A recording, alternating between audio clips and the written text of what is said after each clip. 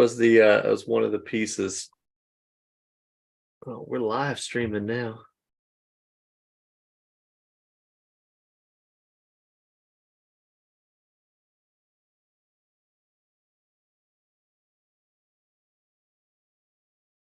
Hello, everyone. Welcome again to another episode of SEO Fight Club. Today, we are doing a Q&A and random topics episode. So if you have any topic ideas, if you have any questions at all, just be sure to, mention it in chat. I'm saying hello in the YouTube chat as always. So I'll remind you to ask questions. And, yeah, so SEO speaking season is alive and well, and we just got back from SEO spring training. If you happen to catch SEO this week, there was a little leak of all the stealth SEO source code, but that's been removed. So I've gotten numerous reports about that. That was an accident, but I just want to point out that even the accidents on SEO this week are totally freaking epic. So if you were there and you got it, man, kudos to you. Well earned for watching SEO this week. And if you're not watching SEO this week yet, well, I can't help you with that. So you're crazy if you're missing that show. I hope you figure that out, that his content is second to none, and even his mistakes are totally freaking awesome. So if you were there, you were there. So Clint, how did SEO spring training go? You gonna go back to it? Oh yeah, I think that'll be one of my staple conferences. I had a good time, the great meeting, seeing the people there, meeting some new people. Got to meet Charles Taylor. He was awesome.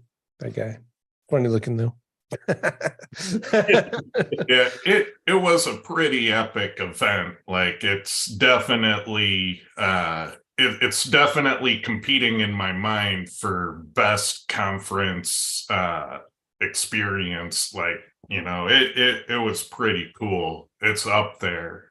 And I've gone to some pretty epic conferences before. And so to see, Terry, up his game, I can't wait to see what he does next with it. So I was very impressed. What did you think, Lee? I loved it. It was fairly large, by conference standards in our niche. So it was fun meeting a lot of new people and things like that. I also know that, Dory was taking some notes. I think she's going to up, her game for rock stars this fall. So I think, it's had a positive impact there. So yeah. I was shocked to see Dory there. So that's an unheard of credential for a conference that Dory Friend came to it. I mean, that's a lot. And Dory's conference, SEO Rockstars, is like kind of the undisputed champion content-wise for SEO tactics and information. Mm-hmm. And so, yeah, seeing Dory there, my jaw dropped. Yeah, I asked about it. It's been a minute since she's been to a conference. Yeah. Other than rock stars. So yeah. And I love rock stars. Like there's a special place in my heart for that conference. I'm always there if they'll have me speak. Yeah, rock stars is amazing. All right, so what are we talking about today? You guys have any burning topics? There was an article, and I'm trying to, it was earlier, and I think I'd posted it this weekend. Let me just grab it. It was a very, very interesting revelation from Google about some of the stuff. Like one of the things that they did was on their, we talked about their search their search engine algorithms, their systems, ranking systems page. They removed several pieces from that page. They removed the page experience, mobile friendly system, the page speed system, and the secure site system from there. Yeah, those were all decoys though. Like nobody was like, how do you rank a page? Well, I use HTTPS and I make sure that my core web vitals are maxed out, and that's how I rank number one. Like nobody, literally nobody used those as their ranking method. That's But the thing. There's agencies. I've been working with 5-6 figure a month agencies in the rehab market, and they're all preaching that shit to their clients. So you totally underestimate how that crowd, that supposed white hat crowd, was preaching that to clients and ripping them off. This agency spent 3 months working on core web vitals. 3 months working on core web vitals. I was doing that SEO on that site by myself, and I was getting twice the amount of traffic that they're getting now. And they spent 3 months on core web vitals. So to say that nobody was doing it is totally inaccurate. Well, everybody is doing it. Everyone's teaching that and pimping that to their clients. The con people, that's gone. I mean, actual people ranking pages. Well, they claim that's what they're doing it. That's what they're claiming. Whether they actually got those results or not. There's all those people who are pimping that. Yeah, pimping it and getting rankings, two different things. So they're the thing that got me was from Google. It said the page experience update was a concept to describe a set of key page experience aspects for site owners to focus on. In particular, is core web vitals and all those sort of things. But it was not a separate ranking system, and it did not combine all these signals into one single page experience signal, which basically means they were not using it algorithmically. It was a conceptual direction that they wanted people to go in. It was a decoy. They were trying to use shiny object syndrome to get people off of the core factors that actually rank shit. In essence, Google's saying, it was PSYOPs. It was simply a PSYOPs initiative. It was psychological.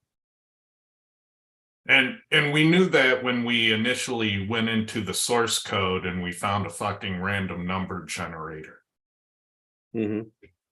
The initial versions of Core Web Vitals included a random number component. So, that to me was stunning that they would sort of admit that it was bullshit. And it sort of validated all of the testing that, the SEO testing community has done with Core Web Vitals and the other pieces, going, this is horseshit. It's not a ranking signal. It's not utilized in rankings, and we're not even sure that it could be utilized in rankings. So next up is EAT, probably. EAT. They added an E. Yep. At least there are elements of the T part in EAT that might have legs. Like there are pieces of EAT that could arguably be measurable factors. So at least on that front, there's at least a theoretical basis for measuring something and looking. So there's at least a leg on that. Maybe not enough legs to stand on, but at least a leg exists. I don't know, when you listen to Matt Diggity, Kyle Roof, and then what I did back in September with these search guidelines and outlining those different things and looking at it from a machine perspective, how do I detect, or can I detect, is math going to detect? And also knowing the fact that Google can't read, you break down everybody's checklist. Go do this, this, this, and this. And at the end of the day, having an author page machine can detect that. Having a privacy policy can detect that. Contact us can detect that. And those And are detect the trust. That's presence of all phone key. numbers and emails. So that's all realistic. And then when you get to expertise, authority, and trust, it's backlinks. And I said it in September, and I said it again, and say now, even louder than Diggity saying it, right? It's backlinks. So I'm not going to trust Ted Kabitis if a whole bunch of people don't vote for him and say he's trustworthy. I'm going to take his word for it. He's an SEO expert. No, I'm going to listen to other people's opinions on what he's talking about. Yep. And if he's cited as an SEO expert, and that's exactly how the quality raters are taught to go back and look to verify the expertise and authority of a person, the author of that page. Does he have an author page? Has he got links from other people saying he's an expert?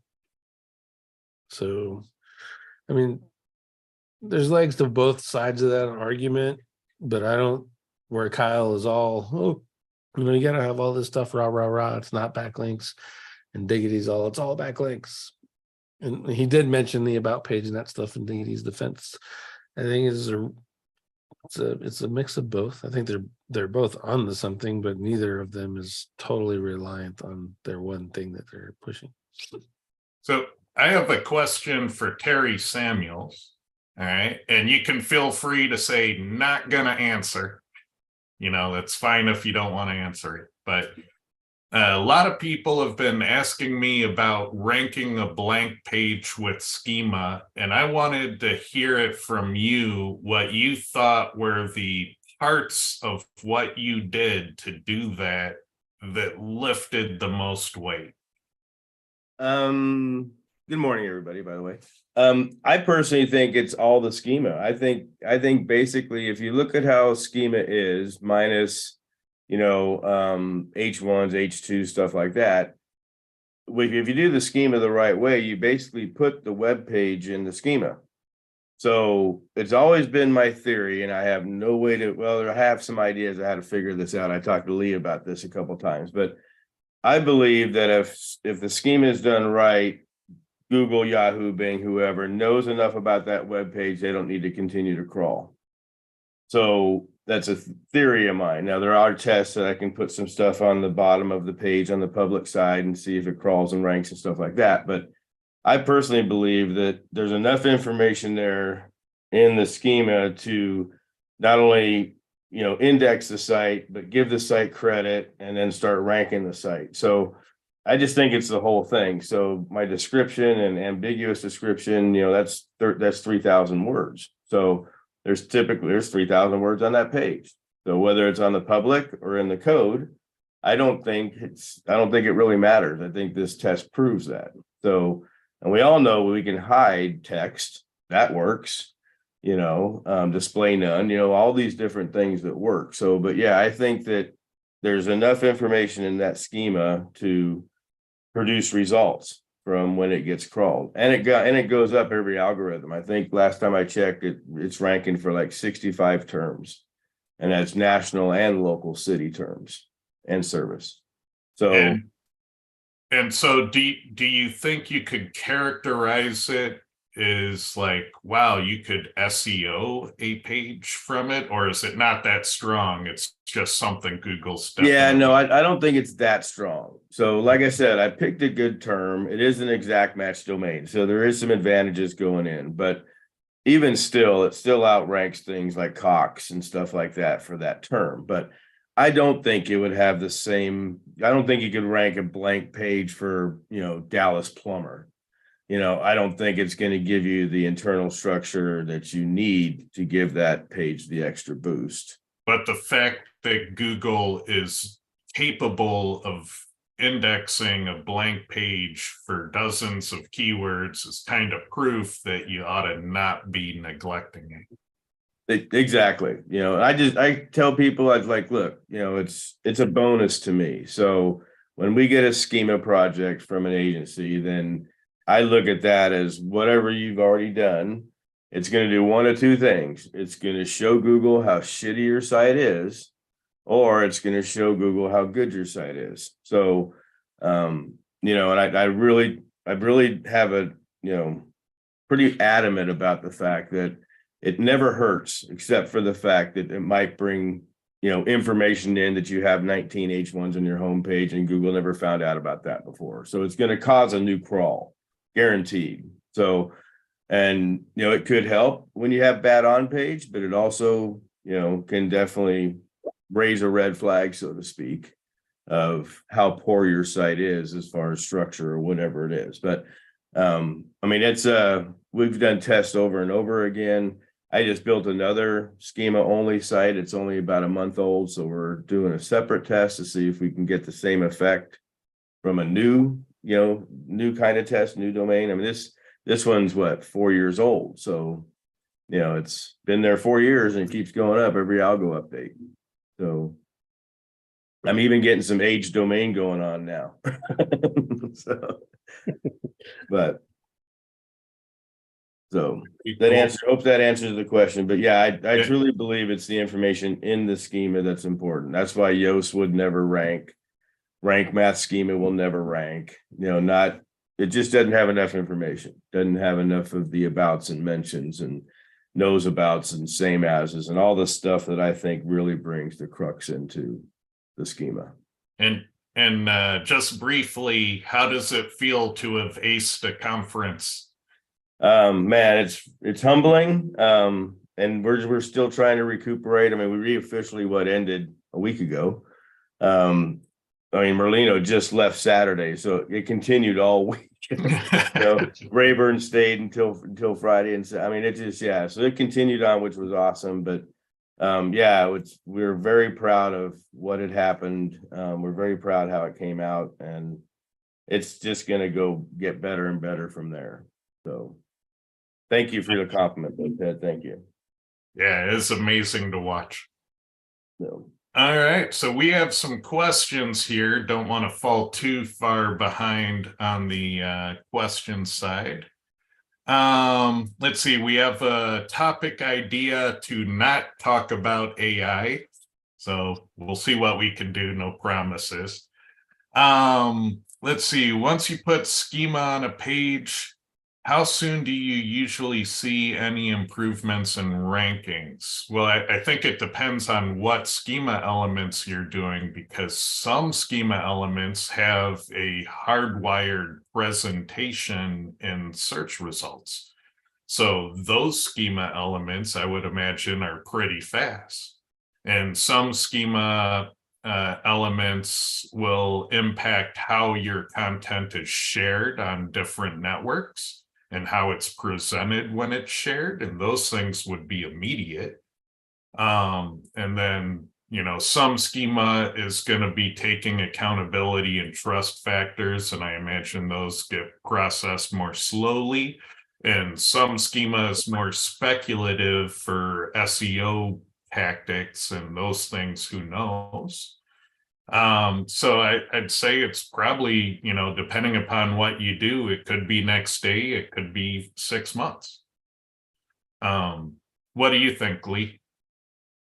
Yeah, I haven't tested a lot with schema, but my gut tells me that it's like a lot of the on-page stuff. A lot of it gets processed reasonably quickly within a few days, although there are other elements that have to move through Google systems.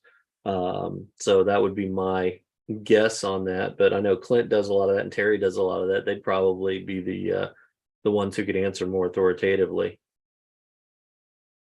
Terry, Clint, how quickly do you see movements from adding schema?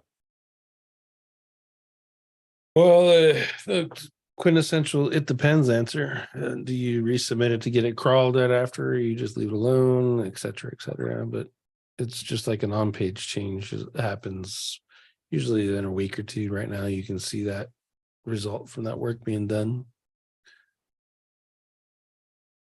Yeah, I agree. And I also agree, if you're going to do any schema, to start it while you're doing the rest of the schema. FAQ schema seems to have the most power on a page. Obviously, FAQ has to be on the page. But yeah, so get in the habit of using FAQs on your pages and doing the FAQ schema. Yeah. Charles also shared in chat, I know date appears almost immediately, bumped into that during a test. So It's kind of, it depends on what schema and how quickly your page gets crawled. Let's see, do you add your PBN domains to Google Search Console? There's a theory it could demote link power when both websites have the same owner. Also easier to shut down the whole PBN. Dear Jesus, whoever's telling you that, Tanya, you need to just block them and never watch them again. Dear. There you go. It's the clearest answer I can give you. That's ridiculous. All right. Sudden drop in rankings across the site during the core update is more likely due to content or links. Well, the thing about updates is you really have to do a lot of analysis to even blame the update. So it is quite common to have just normal link decay be around the time an update happens, because link decay is happening all the time. And I've been fooled by it. I had press release links just fall off at the same time Google was doing an update. And my natural inclination is Google got me with the update, but no such thing happened. And so if you're not looking, you actually don't know if it was the update or not. And so we would want to know that there was an analysis that actually has evidence that, it was the update. I've changed nothing for months, and then this update happened, and right after the update, still no changes, but my rankings fell. Okay, that's suggestive that it was an update. But the fact that your rankings went down around the time of an update all by itself is not sufficient evidence. What do you think, Lee? Yeah, I've seen a few of these lately that have been where people say, oh, this stuff happened around an update. But if you take a look, you'll see that they had some link building activity, or they added just a crap ton, little metric ton. If you take your site from 70 pages to 870 pages, that's going to cause some, reevaluation of the site independent of an update. So, if you can eliminate all those other factors, then you can dive into update level stuff. What do you think, Clint? I mean, it could not be the update. It could be the update, or not by the general of the question. I think she already knows the answer. It's probably the links. That's why she followed on with the link decay stuff. It could be the content too. Those kind of questions, unfortunately, are too broad. There's no way in hell that we could be responsible and give you a responsible answer without looking at the site. Otherwise, we're doing just what you're doing, guessing. Let's see, what's the number one tip for Amazon affiliate marketing? So when you set up those feeds to give Amazon your data, those things need to be as humanly populated as possible. Like, you need to not skip any of the fields. You need all the dimensions of data. Because factor diversity in Amazon dramatically impacts the number of searches you appear in and your products being findable.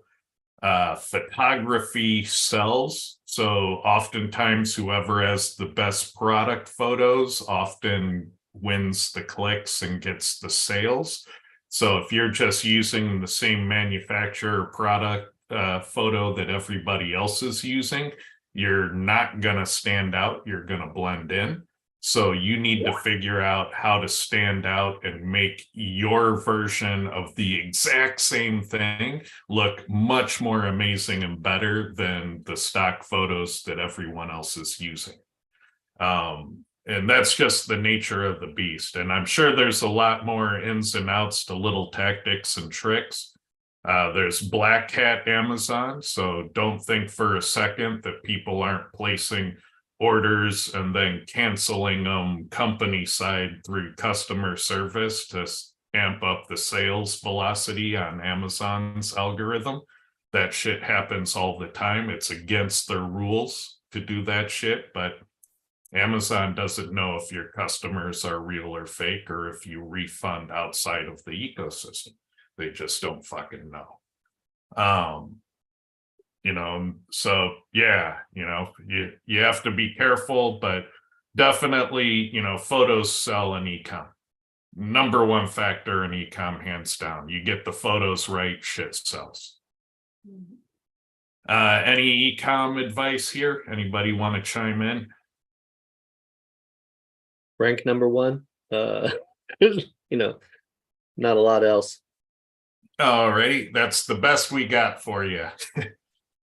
All right, so let's see. A major rehab player just asked us about Core Web Vitals audit from an SEO, saying they failed this very morning.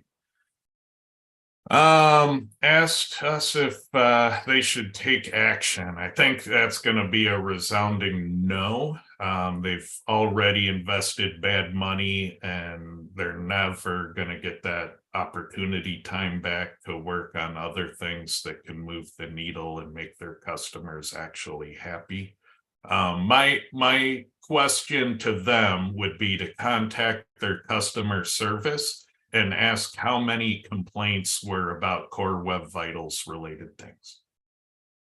And if the answer is none of the complaints were about Core Web Vitals, then you have bigger problems.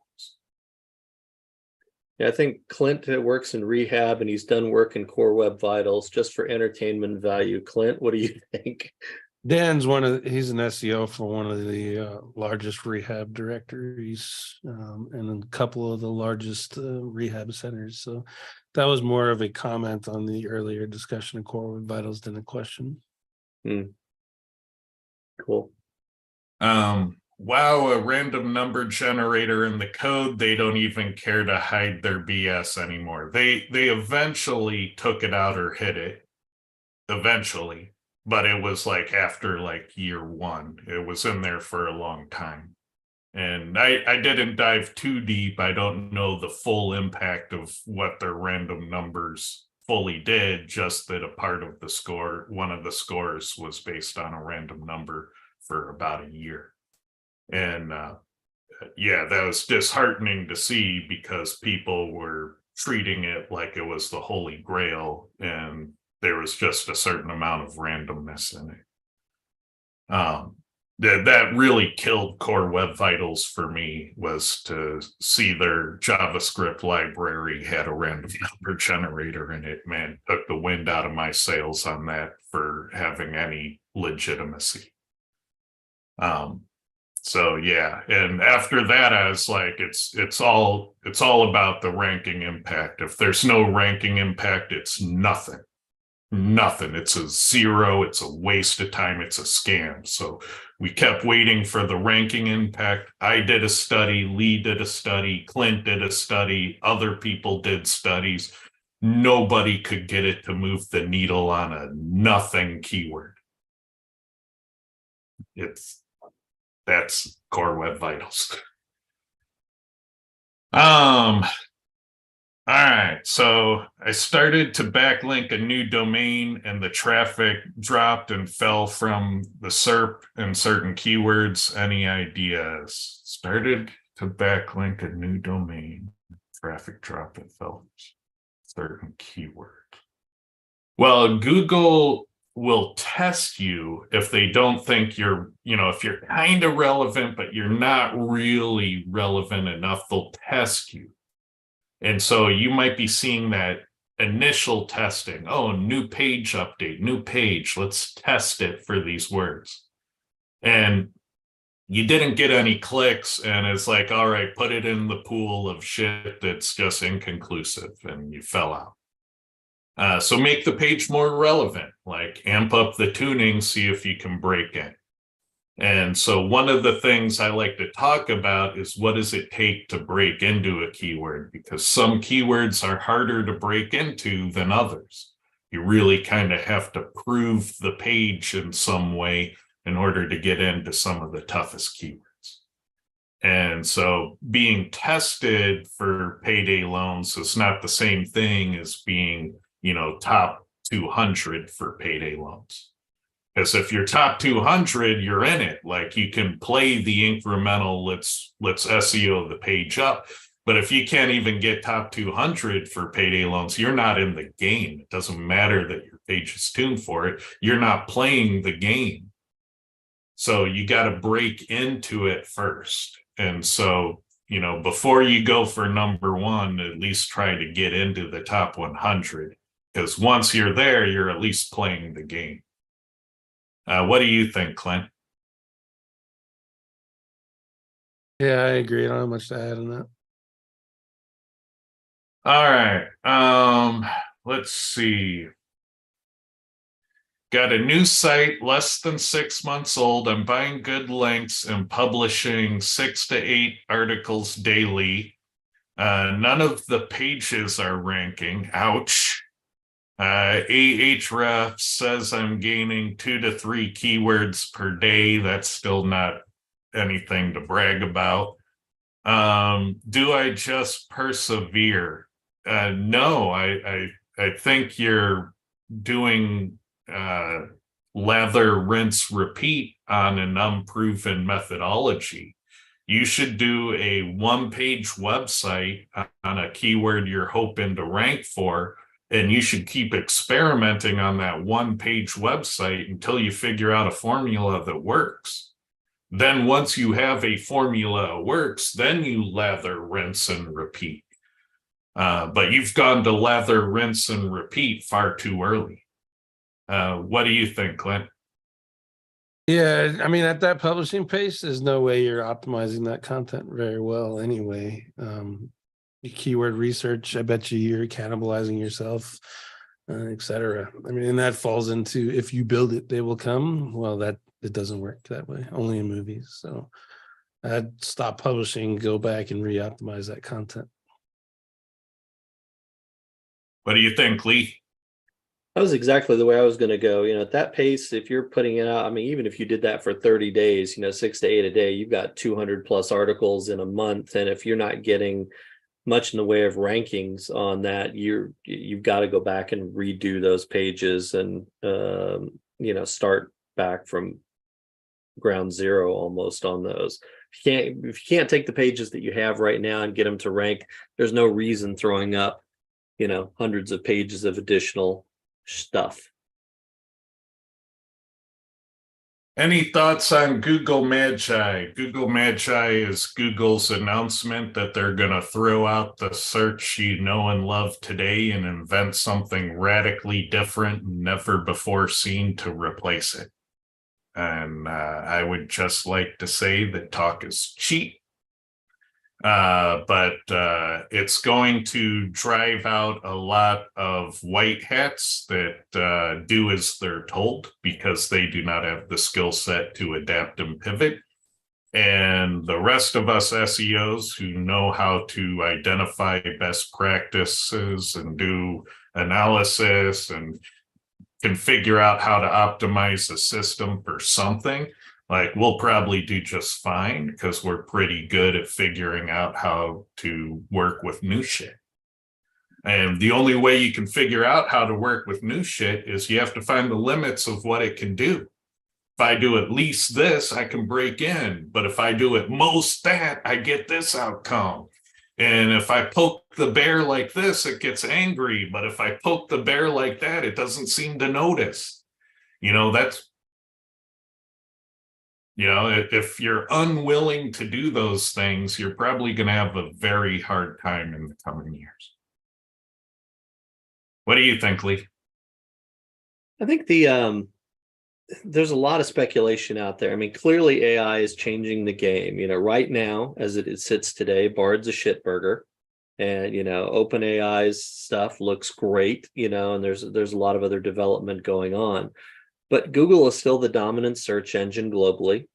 We haven't seen, Microsoft jumping from, whatever to 50% market share and so forth. So I'm not sure that there's a need yet for Google to reinvent something that is currently dominant, until you see, some slippage, some indication that they have to do it, or else, they're going to become obsolete. So yeah, this is really, Honey mentioned this on the side. They're basically talking to the marketplace. They're talking to investors, trying to drum up that they're still the technological leaders in spite of current, data to the contrary, and keeping their share prices high. But in terms of what that's going to look like, or even if it's going to develop, I'm doubtful.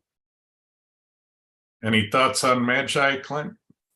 As I read it, it was initially thought to be this neat thing.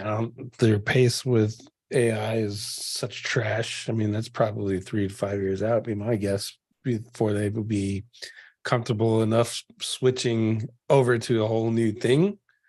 Because you imagine the PPC drops and all that stuff that's going along. That's not going to be a cheap endeavor at all for them, profit wise or expense wise. So a lot of people are more kind of leaning towards that those features, those personalization features, will be added to the current search results and that current interface. Which seems to me that just makes more sense from a business perspective than, hey, let's dump this thing that we know that makes us $35 billion a quarter and make some new thing.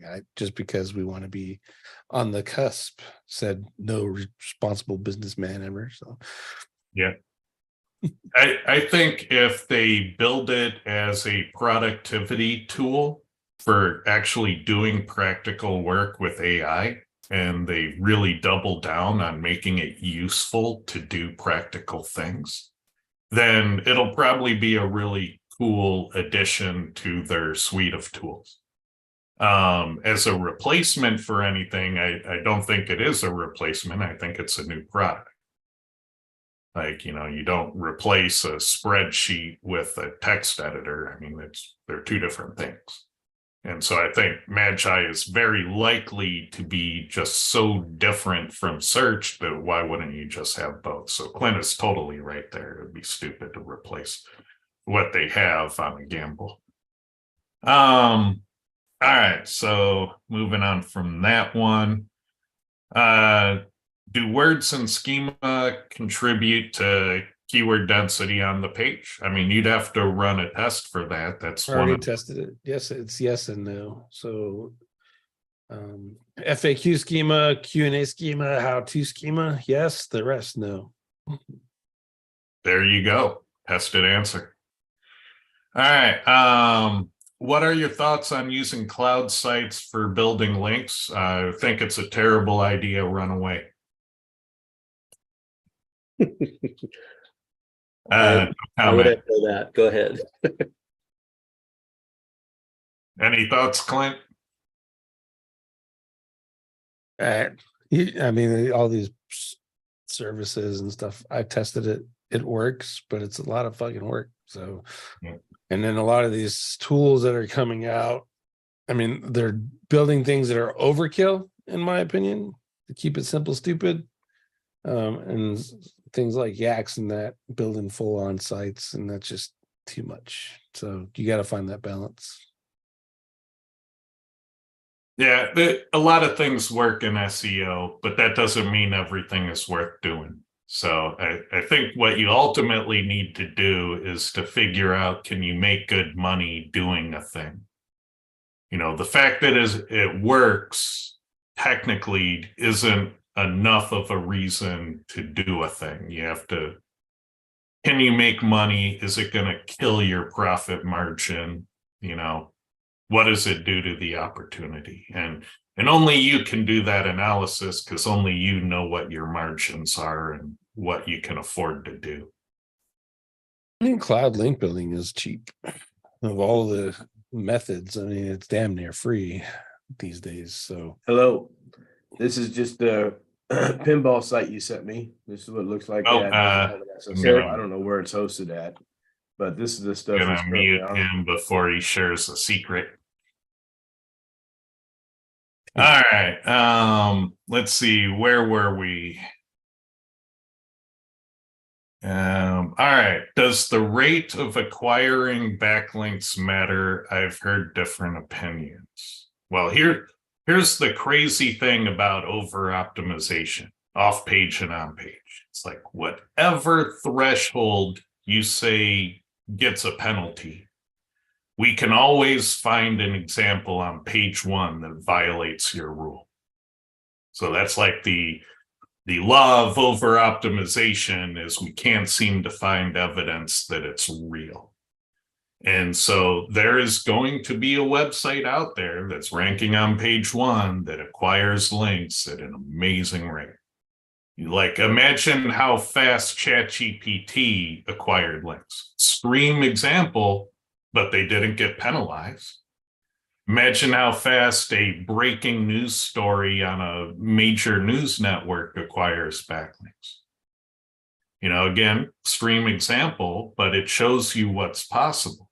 Imagine when a new video game finally becomes available and there's a download link. Imagine how fast that proliferates throughout the web.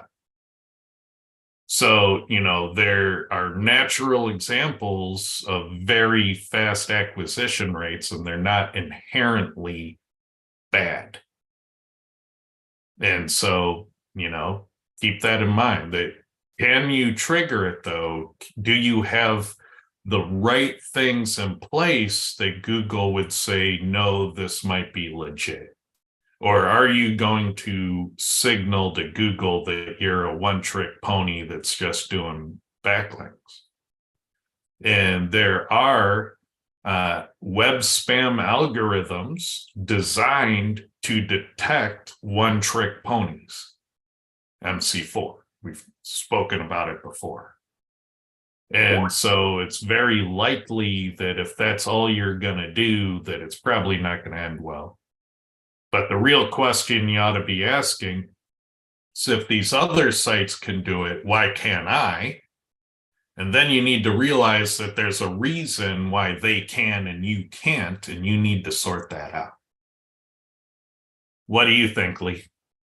I think it's perfect. It's absolutely perfect. Viral events happen. If you look, if President Biden died today, whatever that first breaking story, that CNN link is going to get, millions of backlinks, immediately. And you can't penalize a site for doing that. So, and, sometimes you'll have stories that are broken by smaller, less authoritative venues, just things that go viral. So I'm with you. Any thoughts, Clint? I know you acquire links at a very aggressive rate. Yeah, I've never been on board with the whole link velocity thing. I mean, that's one of those common sense things that you kind of just know, right? If you have common sense, you apply that and you think about it that way. I mean, Fox News, Tucker Carlson, I bet you they got couple million links. I know, depending on looking at just Twitter alone, they had an ass ton of new links from that. If that was bad, I know it's a bad example because Fox News is a super site, but if the same thing could theoretically happen to you, then, or your local chiropractor, you go and hunting, and then God and everybody starts going to the site because he posted a hunting picture. I mean, all that stuff would negatively affect the website if link velocity was a thing, and I don't believe it is. So.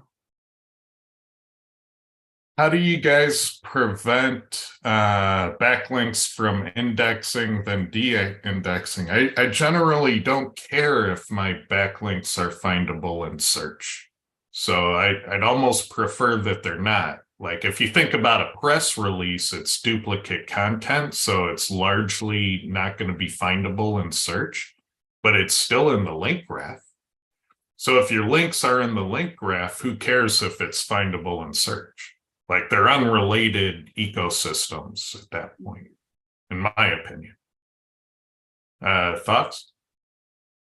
No, I just want them in the link graph. I want to get them crawled. I don't care if they appear, if they're indexed or not. We were having a conversation about that in the mastermind this morning.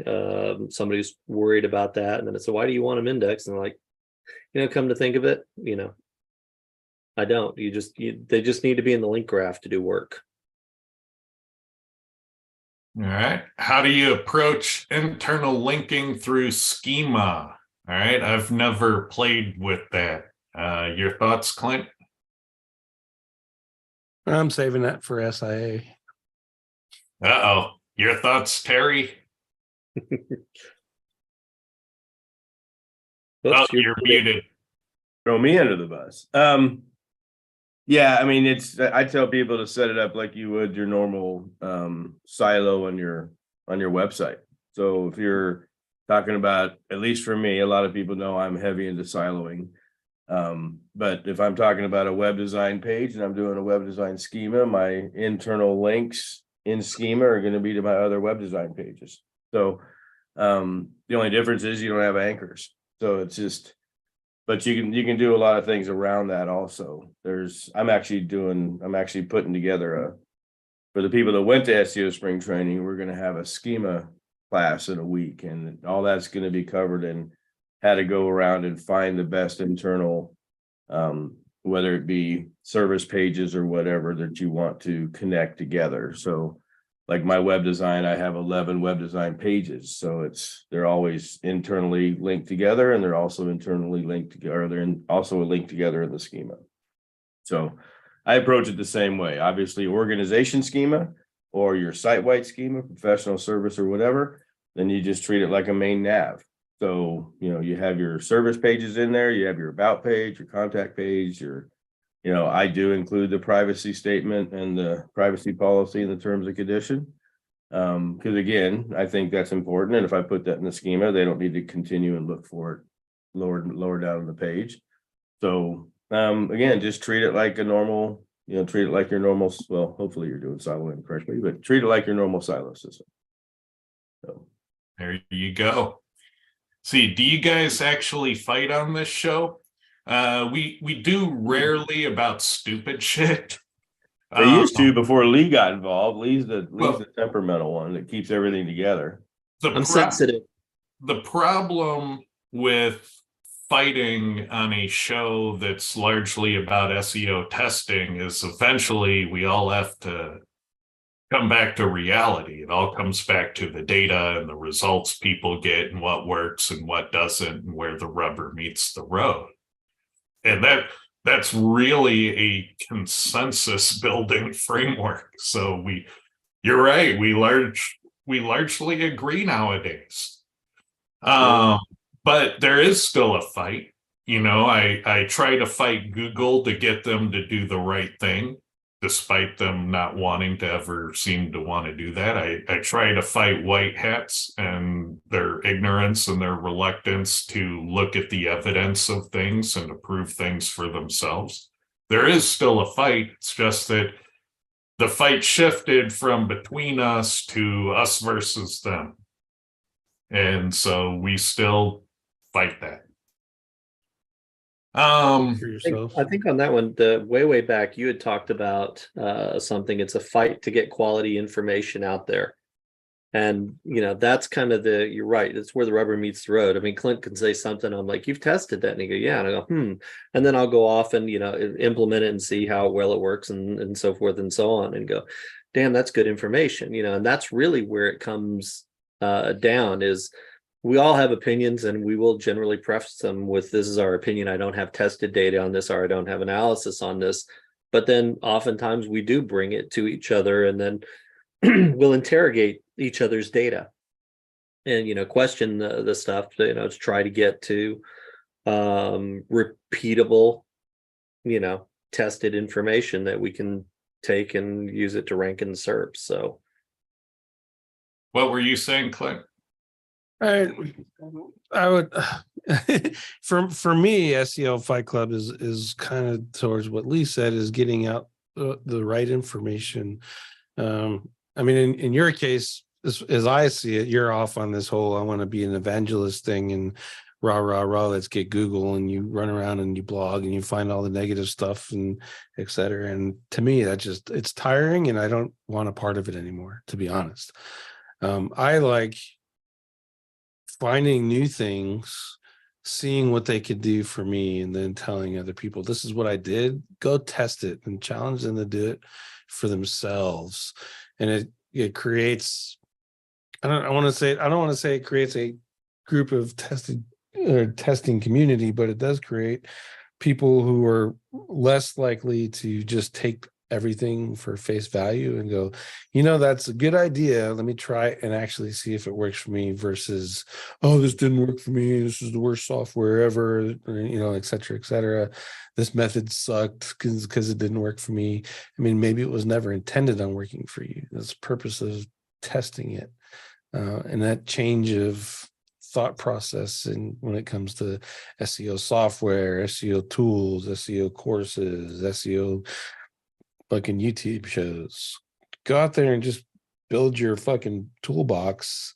And then when you find a crap tool, throw it out and just keep going rather than crying about all the things that are wrong with the world. That's my own personal mental health thing. There you go. Clink comes out swinging. All right. Thoughts on setting up a new GMB tied to our physical office location address for affiliate authority sites. It's online only media projects, but curious if it's worth it from an EAT perspective. I don't know how to touch that one. That's kind of in a lot of different places at once. You guys have thoughts? I do, if I can chime in. I just did this in one of my affiliate sites and I put a GMB on it, and my GMB now ranks #1. And I get calls about fixing the stuff that this website's about. I don't have a shop. I don't have a brick and mortar store. And I literally get probably 30 calls a week for people to bring that product into a store and repair it for them. So it's actually kind of backfired on me. So I didn't see any increase as far as power to my affiliate site because I had a GMB. But as far as a negative, I feel bad because I pretty much just ignore their phone calls now. And it's, I know they're looking for help to get this product fixed. I know in Phoenix that there's like 2 people that fix this product. So I'm trying to work out a deal with them to sell the leads to, but just be careful of your affiliate GMB ranking for that local area. And then if you don't have a brick and mortar store or a store to service that product, mine happens to be motorcycles, high-end certain types of motorcycles. But just be careful of that aspect of it, because I am starting to get a few negative reviews because I don't answer the phone. It's just typical stuff. So the long story short, I'm probably going to be deleting this GMB, closing this GMB here pretty quick. And Bill Hartzer had one, and it was a national website, and he had a fixed GMB attached to it. And the local leads around that fixed GMB were fine, but it's a national website. It wasn't helping him. So he deleted the GMB and his national leads went up. So I mean, it's a quick way to get a machine ID. I think there would be better ways to do it. Go find a Wikipedia vendor or something like that and do a little bit of branding work. Doesn't take that much, 30 to 60 days, and you can establish a brand inside of Google and start firing off a knowledge graph, and you have a machine ID. So you're an entity, which is really the purpose of doing that GMB in the first place. I agree 100%. All right. Let's see. What WordPress theme should I use? I've done a little bit of research in this area. It's the only research I know of, so I can't even send you somewhere better. The thing I found with choice of WordPress theme is that if you do any SEO at all, your choice of WordPress theme almost doesn't matter. Unless it's an extremely problematic theme, like it really just doesn't matter. Any SEO at all negates the advantage that's built into the theme. And if you're going to set up websites that you're not going to SEO at all, so your grandma and grandpa's store or whatnot, or some PBNs that you're setting up, then your choice of WordPress theme matters a lot. So if you're going to do zero SEO on the site after you set it up, then theme matters a lot. So it depends what you plan to do. If you're going to do your own SEO, then it doesn't matter. Pick any theme you like. Now, if you're going to set up a PBN and you're wondering what theme to use, I would go something minimal. Something minimal, something not popular. And less is more. Your keyword density will thank you. Your updates and your 0-day hacks will thank you. Just go with something small. What do you think, Lee? I think that's true in general, but I know about a month ago I set up a site using a new theme. I thought it was a fairly lightweight theme and then I ran some reports on it, and Bing Webmaster Tools saying, hey, you've got 2 title tags, 2 meta descriptions, 2 H1s. I'm like, I do not, you're lying. And I jumped into the code and I'm like, holy shit, I've got 2 title tags. It was the theme was helping out. So a lot of times those themes can, they have some SEO baked in, and sometimes the default SEO baked in can interfere with the intentional SEO that you're trying to do. So just be aware of that when you're trying out new themes. You might want to just set up a theme, set up a blank, a lorem ipsum page, and just kind of see what sort of run a core report and see what kind of SEO factors are baked into the theme before you actually start to put real content on it. You might be surprised at how much is in there.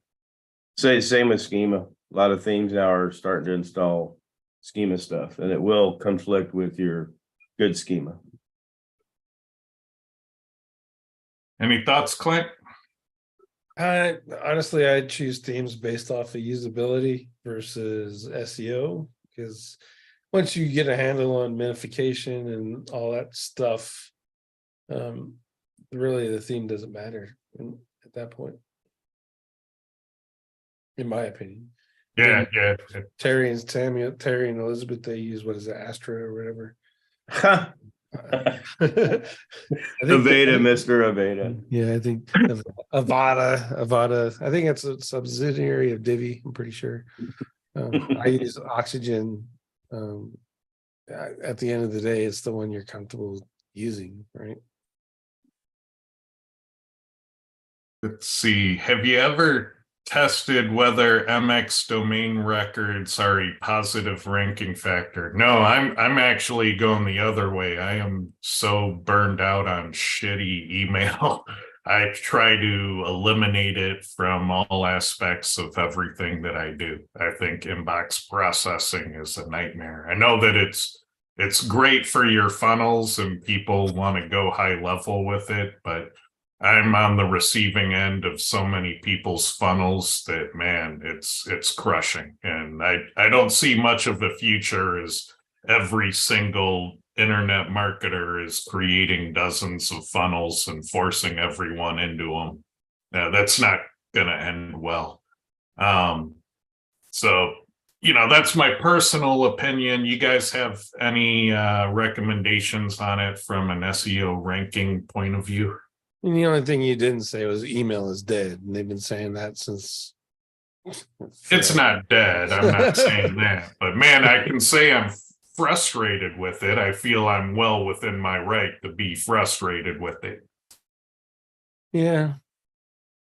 Stop giving people your email, Ted. You won't have that problem. All right.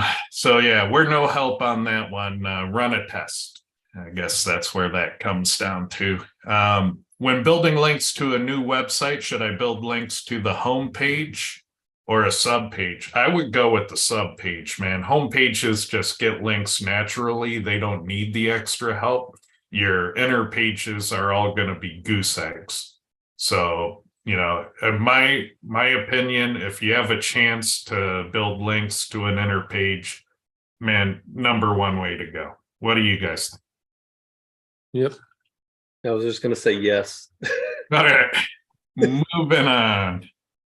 Where do you have to place entities and LSI words? Should I maximize in headings or other places? Get creative. It is an assumption that you need to SEO the main content. I made a 20-year career out of ranking pages from footers and sidebars. And in fact, it's a good skill because you can't always muck with everything. So you ought to be able to rank a page from a footer. You ought to have that in your toolbox. So, I'd say explore, try different things. What do you think, Lee? Yes, I was like, pick it all.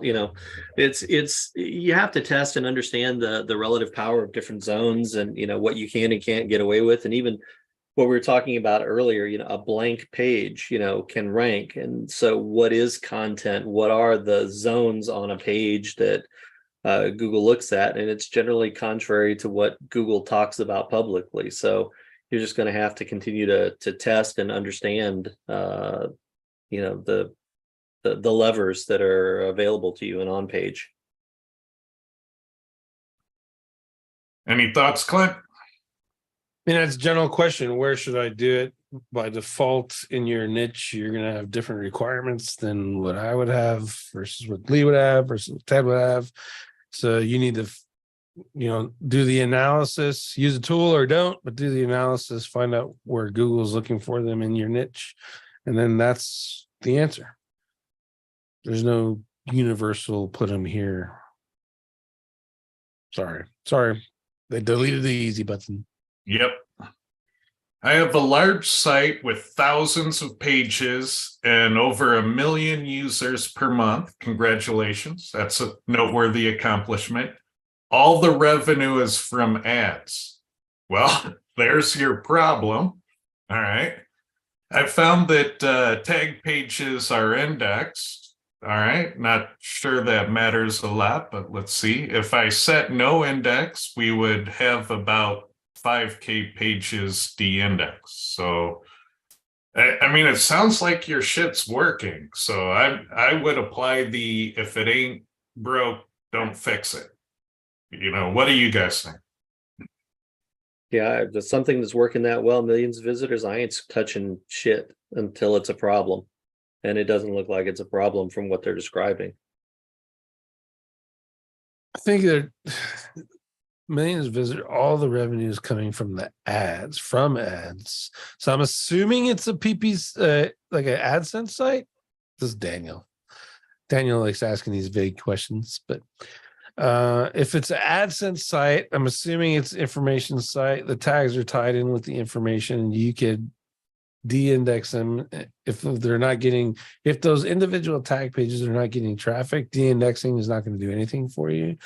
If you want to leverage them a little bit better, go to Small Business Trends, smallbiztrends.com, and look at their tag pages. They actually have content on those. Those are built out, and they're awesome. They generate the majority of their traffic, and you can,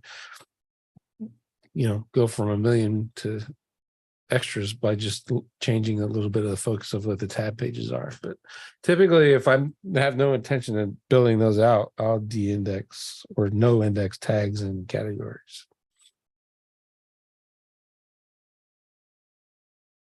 Let's see. How long does it take for press release links to start having effect? I've found that the fastest I've seen so far is about 3 weeks. That's the absolute fastest. I would plan on it being 4 weeks.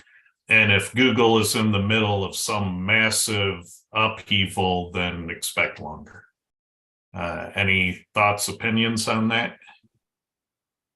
Yeah, I think you've got two different effects that you've got to look at. One is, the press release links to the target site, and one is the press releases themselves can rank fairly quickly for a lot of keywords. If they're not the most competitive keywords, so you can get some impact within hours of launching a press release in that regard. All right, let's see. A question about titles. How to choose what words to add in addition to the actual keyword.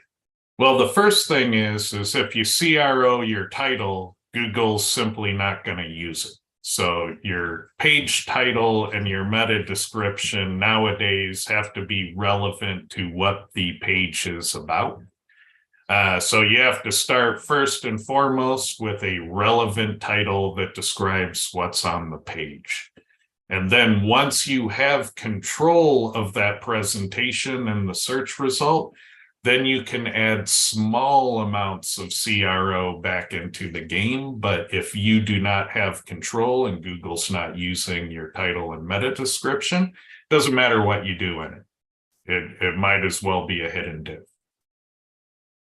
Thoughts? I mean, as a practice, I have a specific way of writing titles using semantics. But as a practice, thinking like the National Enquirer, if you're an information site, you couldn't really go wrong with that kind of stuff for click through. Google loves it.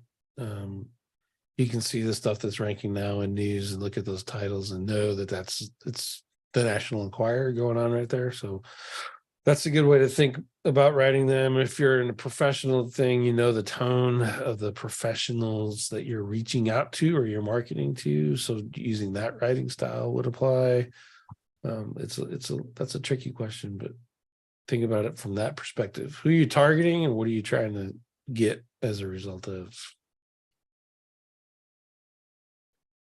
I like that answer a lot. That was answer of the day right there.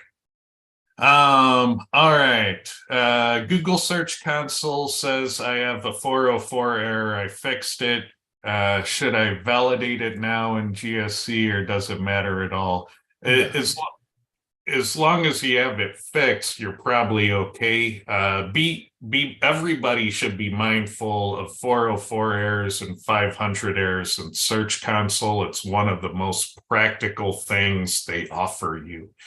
And when somebody points a toxic domain at you, it's going to manifest as a bunch of URLs that make no sense in Search Console. It's one of the ways you can diagnose that type of activity. And if somebody's willing to do that, they're probably willing to hurt you in other ways. So you should be looking at your login attempts. You should be looking at new member posts. You should be looking at all kinds of things if you start seeing negative SEO-like activity. 500 errors, equally important. There's a lot of bad shit that can happen to your rankings if you neglect even subtle intermittent 500 errors. You always take those very seriously. Any thoughts on error messages in console? If she took time to fix it, she should get it validated. All right. Have you ever seen a site get penalized from footer links? Honestly, no, I have never seen a manual action about footer links, not once in my career. I'm not saying it doesn't happen. I'm just saying I personally have not seen that as a specific issue. I have, but it was backlinks, footer backlinks, not internal linking. Yeah. And I could see that being a thing. Like, yeah, there was that press about people putting in theme links in the footer and stuff like that, or selling links. I mean, those things, yeah, have a precedent. Let's see. What would you recommend to make a topical map? Do you have any good source for it? Well, topical map is going to mean different things to different people. So I'm going to let Clint answer it because he's the most well-read on semantics at the moment. Gabriel PM does both. I think I'm just going to ignore him. Topical maps is kind of funny because the idea of what it is you're essentially building a visual representation of the silo structure of your website and building pages in order to build authority on said topic. So the idea is I build them how I want to build the structure of the new website, or how I want to build the structure of my silos. That's how I build them.